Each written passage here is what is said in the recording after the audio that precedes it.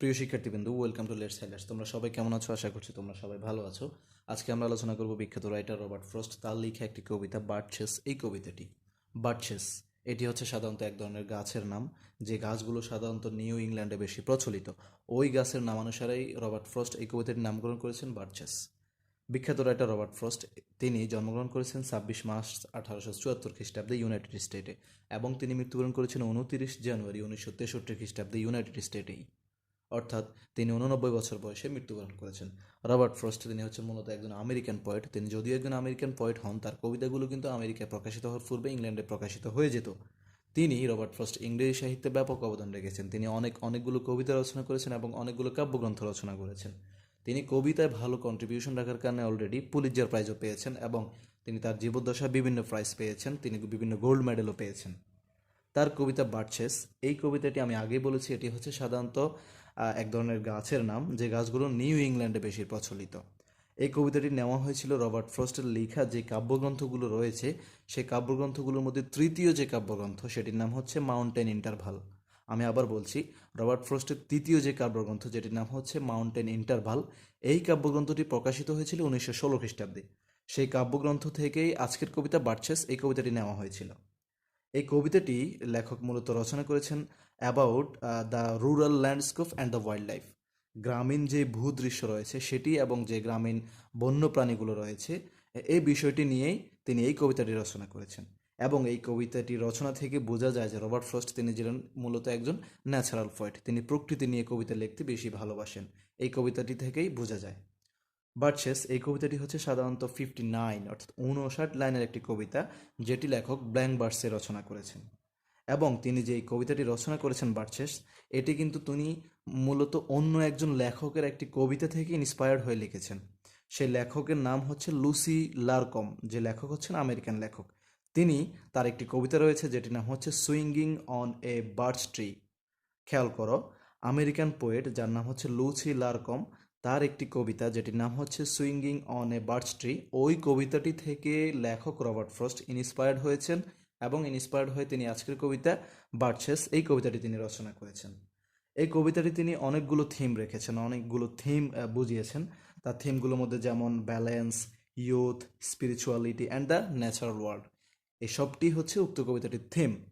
এবং লেখক Robert frost, আমি আগের অন্যান্য তার লেকচারগুলোতেও বলেছি যে রবার্ট ফ্রস্টের প্রত্যেকটি লেখা কবিতা, কাব্যগ্রন্থ সবগুলোতে সাধারণত এক ধরনের সিম্বলিক্যাল মিনিং থাকে।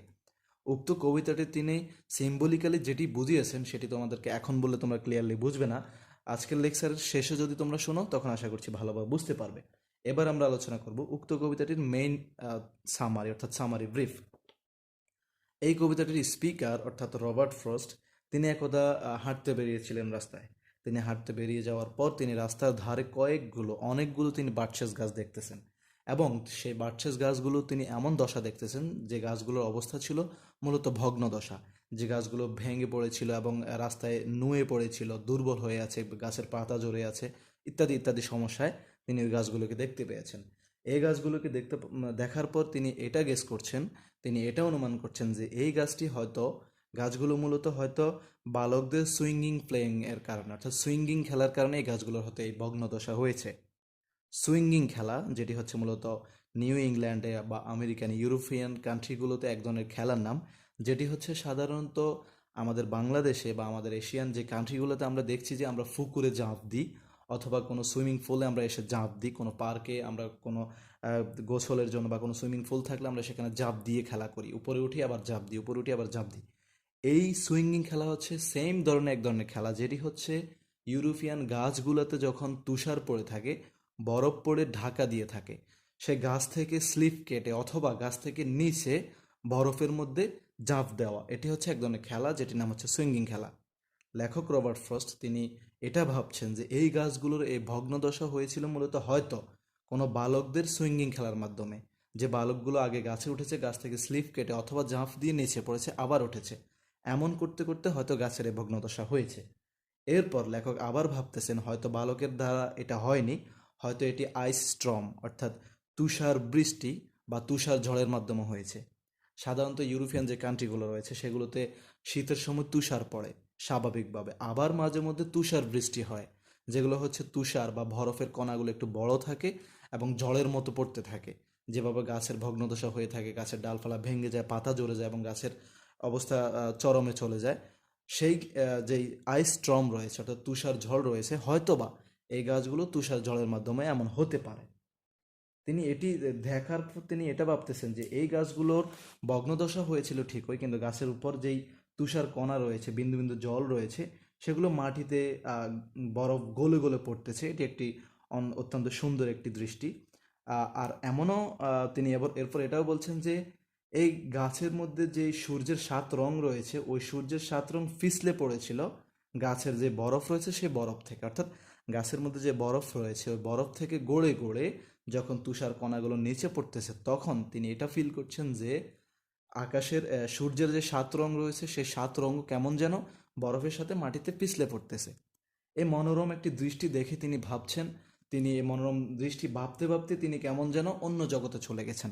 অর্থাৎ দুনিয়া থেকে তিনি ফিল করতে করতে, অনুভব করতে করতে অন্য জগতে চলে গেছেন। এরপর তিনি বারবার ফিরে আসতে চান এমন সুন্দর একটি ভুবনে, অর্থাৎ তিনি মরতে চান না, এই জগৎ থেকে তিনি চলে যেতে চান না, কারণ গাছের যে তুষার পড়ে যাওয়া যে দৃষ্টি, এটি মূলত একটি মনোরম দৃষ্টি।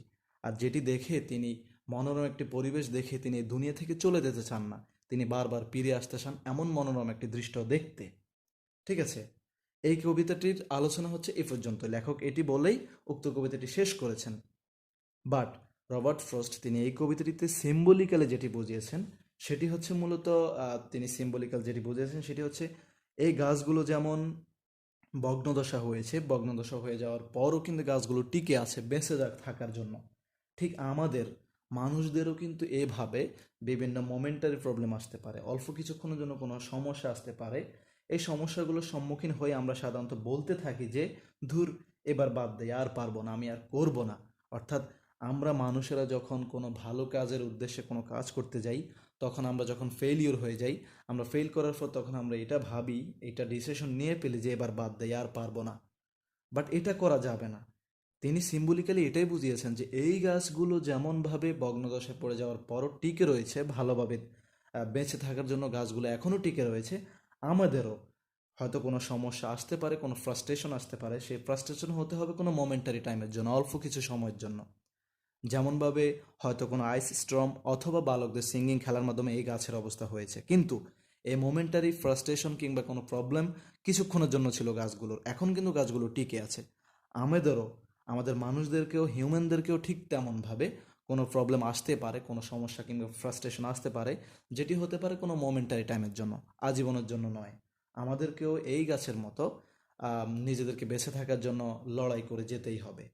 আর যেটি থেকে লেখক এখানে ইঙ্গিত দিয়ে অন্যটিও বলেছেন যে তিনি ফিল করতে করতে যেমনভাবে অন্য জগতে চলে যাওয়ার পর তিনি আবার ফিরে এসেছেন, তিনি বারবার ফিরে আসতেছেন এই দুনিয়ায় এই মনোরম দৃশ্যটি দেখার জন্য। এটি থেকে আমরা বুঝতে পারি যে লেখক সিম্বলিক্যালি এটি বুঝিয়েছেন যে আমাদের জীবনে কিছু ফ্রাস্ট্রেশন আসতে পারে, যেটি হতে পারে কোনো মোমেন্টারি টাইমের জন্য, আজীবনের জন্য নয়। বিভিন্ন সমস্যা থাকতেই পারে অল্প কিছু সময়ের জন্য, বাট আমাদেরকে বেঁচে থাকতে হলে বারবার চেষ্টা করতে হবে, বারবার এগিয়ে যেতে হবে এবং এই গাছটির মতো আমাদের নিজেদেরকে টিকে থাকার জন্য সংগ্রাম করে যেতেই হবে। ফ্রাস্ট্রেশন হওয়া যাবে না। আর যদিও ফ্রাস্ট্রেশন আসে সেটি হবে কোনো মোমেন্টারি টাইমের জন্য। এটি লেখক সিম্বলিক্যালি এই কবিতাটিতে বুঝিয়েছেন। আর এটি ছিল উক্ত কবিতাটি নিয়ে আজকের আলোচনা। আশা করছি আজকের ক্লাসটি তোমরা বুঝতে পেরেছো, তোমরা এনজয় করবে। তোমার যদি ভালো লাগে লাইক করবে, কমেন্ট করবে, বন্ধুদের সাথে শেয়ার করবে এবং পরবর্তীতে তোমার জন্য কোন টপিক্সটি দিব অবশ্যই কমেন্ট করে জানাবে। ধন্যবাদ।